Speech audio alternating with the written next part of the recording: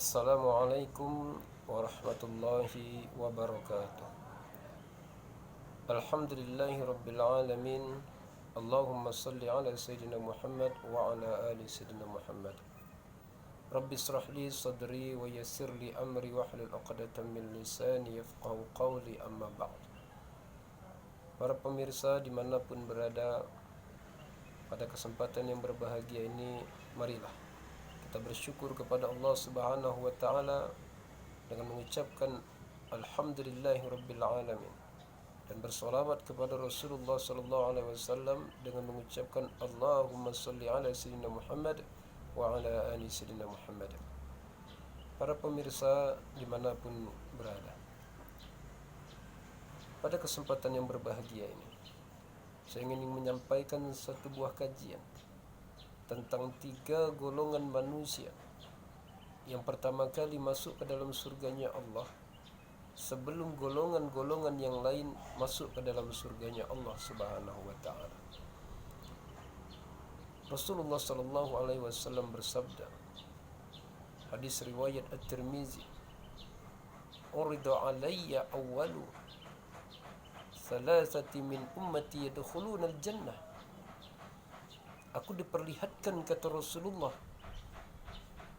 3 golongan dari umatku yang akan dimasukkan ke surga pertama kali sebelum golongan-golongan yang lain masuk ke dalam surganya Allah Subhanahu wa taala. Yang pertama adalah fasyahid, yaitu orang yang mati syahid. Orang yang mati syahid yang pertama kali dimasukkan ke surganya Allah sebelum golongan-golongan yang lain masuk ke dalam surganya Allah adalah orang yang syahid dalam peperangan di jalan Allah.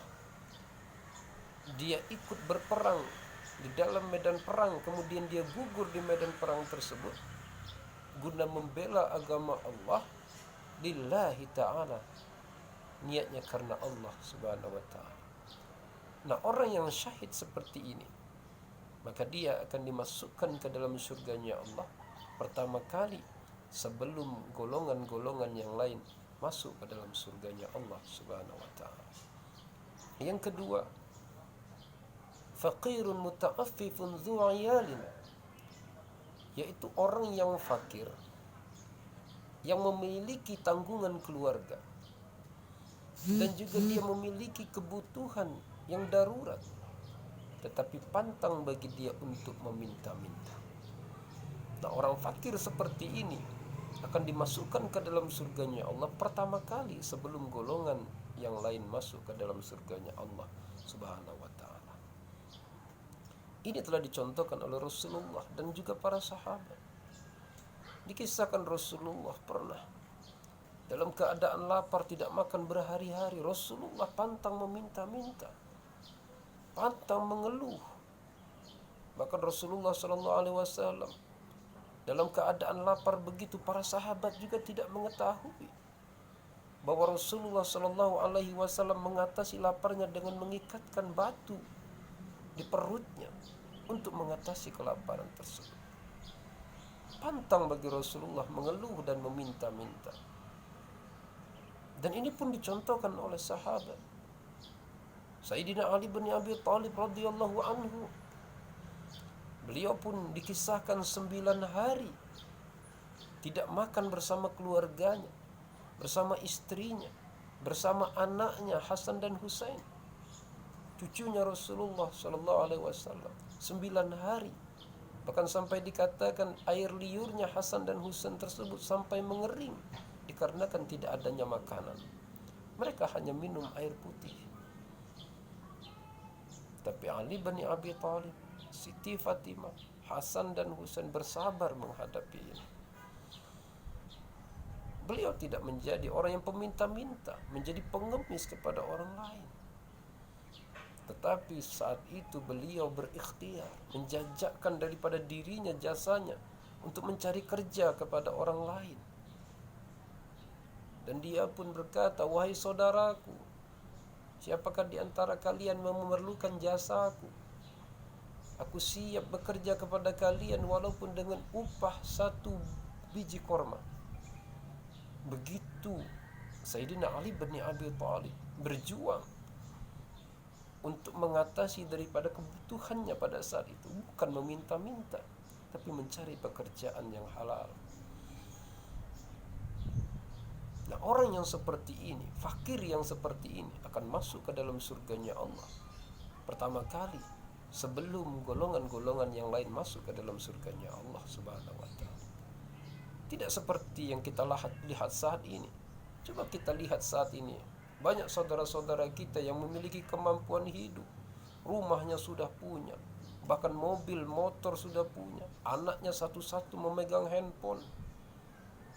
Tetapi sampai detik ini mereka masih mau meminta-minta, mengemis kepada orang lain, dengan mendramatisir kehidupan mereka bahwa mereka adalah orang yang susah. Padahal mereka sudah berlimpah harta, sudah dapat memenuhi kebutuhannya, tidak ada kebutuhan yang darurat baginya.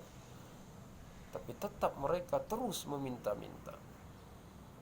Kita simak hadis Rasulullah SAW tentang ancaman orang yang selalu meminta-minta kepada orang lain padahal dia tidak memiliki kebutuhan darurat.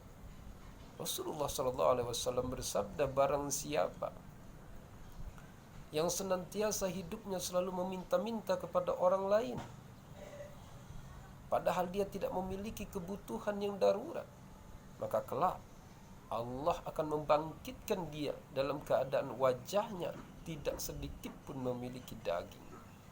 Na'udzubillah summa na'udzubillah. Semoga Allah menghindarkan diri kita, anak-anak keturunan kita, keluarga kita, orang-orang yang kita cintai dari perbuatan yang dilaknat oleh Allah dan Rasulnya ini. Adapun yang ketiga, orang yang pertama kali masuk ke dalam surganya Allah Subhanahu wa taala sebelum golongan-golongan yang lain masuk ke dalam surganya Allah, yaitu abdum mamlukun la yusghiluhu rizqud dunya min ta'ati rabbih, yaitu seorang hamba, seorang karyawan bawahan yang diberikan tugas pekerjaan yang menyibukkan mereka dari atasannya, dari pimpinannya, dari majikannya, tetapi mereka tetap masih mau melaksanakan ketaatan mereka kepada Allah Subhanahu wa taala dan juga memenuhi kewajiban mereka kepada majikannya. Di saat azan memanggil, sesibuk apapun mereka dari pekerjaan yang diberikan oleh majikannya, tapi mereka tetap melaksanakan sholat. Kemudian setelah sholat, mereka pun terus menyelesaikan daripada pekerjaan yang diberikan majikannya. Orang seperti ini akan dimasukkan ke dalam surganya Allah pertama kali. Bahkan seorang karyawan, seorang anak buah, seorang bawahan yang mendahulukan ketaatan dia kepada Allah, mendahulukan perintah Allah ketimbang perintah manusia. Dia tidak melaksanakan perintah manusia, perintah majikan, perintah atasannya apabila bertentangan dengan perintah Allah. Majikannya memerintahkan dia untuk curang, untuk menzolimi daripada konsumennya, pelanggannya, tapi dia tidak mau melakukannya karena takut kepada Allah, dan dia mengetahui itu adalah sesuatu yang bertentangan dengan syariat Allah. Bahkan dia pun sanggup untuk berhenti atau diberhentikan kehilangan pekerjaannya hanya untuk memegang ketaatan dia kepada Allah. Dan dia meyakini la ta'atu li makhlukin li ma'siyatillah. Tidak ada taat kepada makhluk untuk bermaksiat kepada Allah.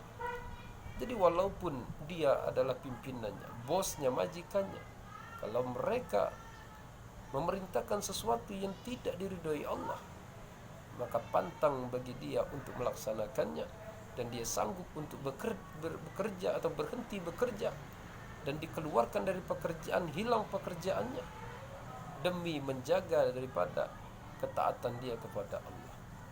Nah, yang bawahan, karyawan, hamba yang seperti ini akan dimasukkan ke dalam surganya Allah pertama kali sebelum golongan-golongan yang lain masuk ke dalam surganya Allah Subhanahu wa taala.